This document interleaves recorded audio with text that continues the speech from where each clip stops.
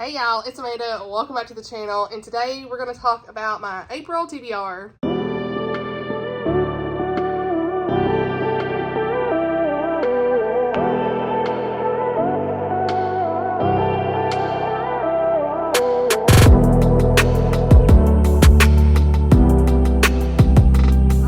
So we're just doing this off the cuff here just to talk about some of the books I plan to try to get into this month. There are some books I'm still in the middle of right now that I don't know where I'm going to land with by the time April rolls around, but we're here. Today's actually Saturday, the 29th of March. And so right now, I will tell you guys, we're going to take my kids' clothes off the shelf, obviously. You never know what's on this shelf. I already moved the deodorant, so, but we're here. So, Winter's Maiden by Morgan L. Busse is what I'm currently reading. Did I listen to like half of the audiobook and I don't even know what's happening? Yeah. So I need to go back. Somebody reading this with Lindsay and Teresa. I want to go back and just physically have some time to read this. So we'll see. I'm probably going to restart like early on because I feel like I just kept listening and I was all of a sudden lost and I had tuned out. So ever happened to me. So yeah, I'm gonna try to continue into that one as of this weekend. I did have a couple Jaime Jo Wright books on the list that I was reading or planned to read, I should say. And I know one was Specters in the Glass House. So if this one doesn't get finished in March, it will go to April. And then I had another one that I can't even remember, honey. I want to say it was On the Cliffs of Foxglove Manor. I'm pretty sure. So both of these were on my March TBR that I have not yet read that I want to get to. We'll see if I at least get one of those done this weekend. That would be great. So that's kind of like current reads and everything. I'm also still working my way through that I hope to finish. Let me go get it actually. Okay, we back. I also have Love to Laugh by Voskamp. This is one I talked about recently on the channel, and it's like a 40-day devotional leading up to Easter, and I'm loving this so far. Like, maybe halfway in so far, so gonna continue reading this one. It's amazing. Absolutely love it. And then we're gonna get into the actual TBR for April that I've planned. Okay, is it diabolical? Yes, ma'am. Diabolical April. I don't even know what else to call it. Arc April, I think is another way I'm going to call it, because there's a lot of arcs on this list. So ignore any background noise. Doors open, my kids running around. Life is laughing, but it's fine. Y'all see that orange shirt sitting over there too? I mean, honey, clothes are just everywhere at this point. This is real life. You never know what you're going to see in the background of a book club or made a video. But we're here. Did y'all miss me? Because your girl's back. All right. So... Okay, so I have a lot of arcs on the list though this month, and it's just like one of those. Sorry, my nose is itching, y'all. Allergy season, honey. What is in the air? But I have a lot of books like that I want to get done, early copies, that kind of stuff. So yeah, some are coming out in April, and some maybe May. I want to say, I can't remember. Some might be later than that, but we're here. So we'll just see kind of what I get into and whatnot. I've been loving my e-reader lately, so that's been fun. But anyway, the physical books I have, there's only 3 on the list. The rest are ebooks or arcs. And so the first one on the list is True to You by Becky Wade. I'm going to buddy read this by my friend Melissa, and I'll leave her Instagram down below. Love her. We have talked about 2 different Sarah Adams books this last month, and we've had some great buddy reads. It's fun. So we decided to read this one in April, and this is on one of my, I think it's my 10 books I want to read this year list, or I don't know if it was a seasonal TBR. It's somewhere. I'm pretty sure it's on my 10 books to read because I want to read Becky's backlist. So looking forward to this one. This one has Nora, who is a genealogist and a historical, historical village owner, Nora Bradford. So this is the Bradford Sisters series. And she's decided that burying her nose in her work and her books is safer than romance. And then we've got former Navy SEAL John Lawson is a modern day man, usually 100% focused on the present. However, when John, an adoptee, is diagnosed with an inherited condition, he's forced to dig into the secrets of his ancestry. So he enlists Nora's help to uncover the identity of his birth mother, and they work side by side. And it says this pair of opposites start to suspect, are they a perfect match? It sounds great. I already know that Becky's books like this are going to be just phenomenal. This sounds like it's got depth, and so I'm here for it. So the next one, you already know, is Reckless by Lauren Roberts. I do have Fearless on order. It comes out in April. I don't plan to read that in April. I need to read Reckless. Okay, I've put it off. So I'm going to try to get into it. And then, depending on how this ends, will I get into Fearless? Who knows? Probably not. I don't know, though. It just depends on how number 2 ends. But I am definitely looking forward to getting into book 2. Book 1 is Powerless, if you didn't know. I've got it sitting up here. I've got the hardcover of this, and then Blakey got me the paperback in this, so I think I ordered the hardcover in this one. Fearless, sorry. But anyway, Powerless is book 1. So, yeah, I really enjoyed it. It's like a YA, I mean, most of y'all know it's like a YA fantasy romance or whatever. And so, it's been clean as far as the sexual content, so mild language and stuff, and fighting and things like that, but nothing too crazy. So, hopefully this one will continue on in that pattern, and I will really enjoy it. We'll see. I feel like we're going to have some sort of love triangle, though, so it's kind of why I've been putting it off. What's happening? That's why I've been putting it off. I heard something. I was like, wait. Mom's here and stuff. Yeah, so I'm going to get into that one. And I'll definitely need the audiobook because the audio narration is Chef's Kiss. That's all I know. Honey, if you heard it, you know. Then I got a buddy read with Teresa and Lindsay. As soon as we can at least finish Winter's Maiden. We talked about reading Havah by Tosca Lee, which is the story of Eve, biblical fiction. I love Tosca Lee. I actually ordered this from her bookstore, and it's signed. So this is like her new edition of this. This has actually been written a long time ago. I can't remember if this is her first book or one of her first books, but this was written in 2008. So looking forward to getting to that one as well. And those are the physical books I've got. Now we're going to pull up the iPad mini to help us get through this, because I do not want to have to put screenshots on here. I'm just in a hurry. That's what takes a lot of time in editing. So we have the handy dandy iPad. So books will be linked down below, by the way, if you're interested. But first, we'll just go in order of a screenshot order here. We've got Saving the Mountain Man's Legacy by Misty Beller. She writes historical romance, Christian historical romance. This is an advanced copy. Comes out in, I think, the end of April, I want to say. And I did read the previous one in this series, and I actually really enjoyed it. You can read these out of order, too. Looking forward to that. The synopsis of that one says, this is in the Montana territory. We've got the Coulter Ranch, and it's a place of family, second chances, and hidden fortune, which was kind of like what they talked about in the previous one. I can't remember the title exactly, but, oh, I thought I had it on here. No, I'm not on Goodreads. That's a picture, Amanda. I was like, gotta go back. But the one I read before had like sapphire mines and all of that stuff. And so this one just continues on in that with the family. That's this. Honey! All right, I got pulled away. My little man sitting right here. Yeah, that's too small, buddy. Small babies. Small babies. Babies. He's got his little Pikachus. Anyway, so this book is set in Montana, and we've got this ranch and all these things. And kind of like I said, I can't remember where I left off, but it's continuing on with the family from the previous book. And it sounds like he's talking. I should just scrap this. I don't know. But you know what? This is real life. Sounds like... Ooh, she never... The girl's name is Grace. She's grieving the loss of her mother. And she seeks help from her father, Jedediah, who never imagines he'll force her to marry Samson, the kind man who gave her a ride to town. Though her father has always been willing to pass her off, at least she has Samson's promise to protect her and the baby. It doesn't hurt that he's the most handsome man she's ever seen. This has the trope of marriage of convenience, ready-made family, an adorable new baby. Ooh, it's got Christmas, high-stakes danger, all the things. So, definitely sounds good. I'm excited about that one. The babies. The babies. The babies.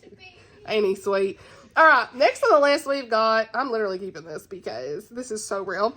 Can you even see? Let me tap that. Hey, focus, so we love it. The Double Play by Annah Conwell. This is her newest one in More Than a Game, her More Than a Game series. And I think I've got a couple of them here. The Perfect Putt is one of them. The Golden Goal is another one. And have I got the other one sitting here? I recently read it. I haven't talked, I don't think I've seen you talk about it yet. but I finished the run option as well. So this is book 4 that's coming out in her series, and I'm really looking forward to it. It's obviously a baseball romance, but I should have an early copy of this coming out. It comes out, like, I think in May the 6th or something like that. So this is I Have No Business Falling in Love with Emmett Foster. The man is an incredibly wealthy professional baseball player who's 10 years older than me and has a daughter. Got a little bit of the age gap story here as well, but when he hires me to take care of the daughter, I find myself catching feelings for the star player. Daddy Pika. Okay, he's gruff, sweet, has a big heart that he shows in small pieces. Pieces I'd like to collect and call mine. Unfortunately, he has no plans of marrying again after his ex-wife cheated on him and then abandoned them and his daughter. So, okay, this is a Grumpy Sunshine, sounds like. Okay, I'm here for this. Really here for this. So, I'm really excited about that one. Annah Conwell is so great with her romances. I love it. Then we've got Out of the Easy by Ruta Sepetys, okay? This is the book club read for Tammy at the Protagonist Pub. I will leave the Discord down below as always. I did not get to the one for March, honestly. She didn't love it, and I own it, but I just never made it there with everything else I was reading. So, yeah, we'll see if I ever read that. Who knows? But this one is definitely one I plan to read because we read Must Betray You is that one, and it was great. It's very layered, in-depth historical fiction that I know is going to just wreck me in the best way. So, this one says, we've got 1950s, French Quarter of New Orleans, secrets with 17-year-old Josie stirring a pot of her own. She's known among the locals as the daughter of a brothel prostitute, and Josie wants more out of life that the Big Easy has to offer. More than life than the Big Easy has to offer, I should say. She devises a plan to get out, but a mysterious death in the quarter leaves her tangled up in an investigation. And that's all we need to know. So, yeah, definitely. Oh, what am I showing y'all that for? Huh? What? So, yeah, sounds like it's going to be a really good one as well. Then we've got one I picked up on NetGalley, and that is the Meet Cute Manuscript by Kim Duffy. It's giving cute rom-com. Okay, obviously. This says American Georgina Justice is a modern-day Midas. Everything, is that how you say that? I don't know. M-I-D-A-S. I don't know. Everything she writes turns to gold, but when a disastrous public breakup with New York's most attractive heir leaves her unable to believe in or write about love, she's sent to England to rediscover her inner romantic. The last thing she expects to find is Graham Michael Phipps Harrington. Viscount Rose, what does that say? Roseberry? I don't even know. He's a brooding, emotionally repressed engineer who spends his time building, I don't even know what that is, trebuchets, honey, see, I don't need to read synopsis. He builds something. And trying to preserve his crumbling okay, well. Why am I reading synopsis? I just need to link them. His crumbling manor. Yeah, you got the babies. He's brought all the Pikachus in here. Okay. At first glance, they couldn't be more different. She's a shoe-obsessed idealist with a flair for Regency etiquette, and he's a practical old money noble who would rather protect the past than relive it. And then there's the curse that promises only heartache. Okay. So, my kid. So that one sounds super cute. It comes out in April. I'm pretty sure. Yeah. Anyway, another one that comes out in April is The Light on Horn Island. I should be getting a physical copy of this from Baker Publishing by Valerie Fraser Luesse. I gotta figure out how to say her name. Okay, but Valerie Fraser something. It is a Christian fiction, and it says, okay, no, that's not it. I can't find the description. So, sorry, this is really a bad video. It's fine. Let's see. Just when her life comes crumbling down, she discovers secrets that could shape her future and heal her past. So this ties together themes of sisterhood, self-discovery, redemption, and it's a Southern Christian fiction story. You already know it. You had me at Southern is why I was so interested in this. I think it's set in Mississippi. Yep, set in Mississippi. So Edie, her life in New York falls apart. Her grandmother convinces her to come back to town. She spent many happy summers there. Near Horn Island, where she once found love. Can she now demystify the island's strange new light? So it sounds like we've got Edie and her grandmother's circle kind of working together to uncover some secrets, including a heartbreak that has haunted one of the women for decades. So they band together, their Southern sisterhood, they want to find healing, hope, and all these answers, and I'm here for that. So sounds like a really good contemporary book.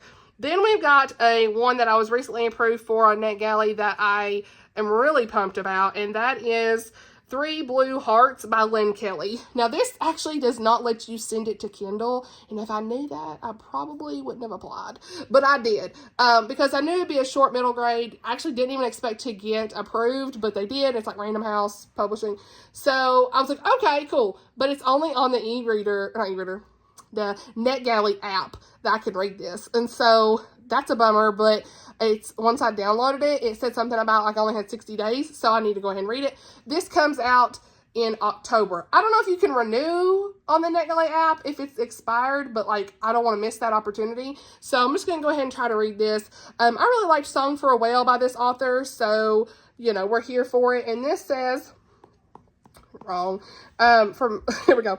Max can't seem to escape the big looming shadow of his politician dad, but for the next few months, he and his mom, my kid's back, he and his mom are going away to a quiet Texas beach town where Max can be someone else, someone who doesn't make dumb mistakes that embarrass his father, someone who knows how to be strong. He stumbles on his fresh start right away. He finds an injured octopus washed up on the shore after a storm. With the help of a local wildlife center and a couple of new friends, he rescues the octopus. They name it Ursula, and they vow to take care of her until she goes back to sea. So I know this is going to be great. I love the way that the purple and the waves and the fish and stuff, and the way the octopus is on this cover. I'm definitely going to purchase this. Off. He's wanting the TV off. Hold on. My kid. So, anyway, looking forward to that. You know, I love a good middle grade.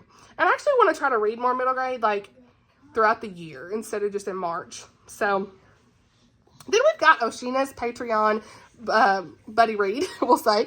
And it is Angela Carlisle's Secondary Threat. Wait. Target. Amanda. Secondary Target. I'm rusty, okay? Secondary Target. This is book 1 in the Secrets of Kincaid series. I've actually had this book. It's a Christian romantic suspense. I've had this on my TBR for a while, and I keep delaying the audio. So, it's been maybe like since August, I've been delaying the audio, and I never get to it. And so, now we have a reason to pick it up, Amanda. So, yeah, I'm excited to get to that one. The synopsis says, a ruthless murderer, a deadly secret, an unbreakable love. Ain't that always the case? So we got, after the brutal murder of her mother and brother 12 years ago, Karina builds a new life in Kentucky. Oh, we got a southern setting. Let's go. But when strange things start to happen, she is thrust into a perilous game of life and death. With nowhere else to turn, her best hope of survival depends on her ex-boyfriend, Army veteran Bryce. So, return from the service, Bryce has every intention of staying away from Karina, but when threats close in around her, he is not willing to leave her safety to chance. As their search for answers uncover lethal secrets her detective father kept hidden, they must untangle the mystery of the merciless killer intent on terrorizing and eliminating Karina's family before it's too late. Yes, sir. Yes, ma'am. Everything. So, then we've got one that I think I'm getting a physical copy in the mail for this from the publisher, and that is The Curious Inheritance of Blakely House by Joanna Davidson Politano. The man singing. And I'm really looking forward to this. You guys, I absolutely love The Lost Melody by this author, so I really want to read this. And I love this cover. It's giving everything it needs to give. So, this releases in April, and this is one of my, some of these are, I will say, I know I said taking a step back on ARCs. Keep in mind, these are some that I agreed to a while back before I decided that. So, there's that. This is one of them. And so, Dinosaur eggs, he says. My kid. He's talking about fossils. Fossils. Yeah, buddy. Dinosaur fossils. I'm leaving it in here because he brings the joy. All right. A clever young woman, a contested will, and an estate that does not easily give up its secrets. And so this is set in 1901. We've got a clockmaker. Now he's brought his little tablet thing in here, so I may have to wrap this up pretty quick because that make it kind of loud. I don't want to to take away from what we're doing here, but we're here. But a clockmaker and tinker named Sydney receives an unusual inheritance. I love a good will and inheritance, testament type stuff. I need to know. And so Blakely House is the island estate. Too small, he says. Blakely House is the island estate of an estranged uncle she never met. So she never met her uncle. She gets this money, and she's got to figure out the secrets that are at this place. Some inventions and stuff. It kind of has like gears on the front. So obviously we've got like clockwork, steampunk. Yeah, buddy. It's so she's got to find she's got to find an ally,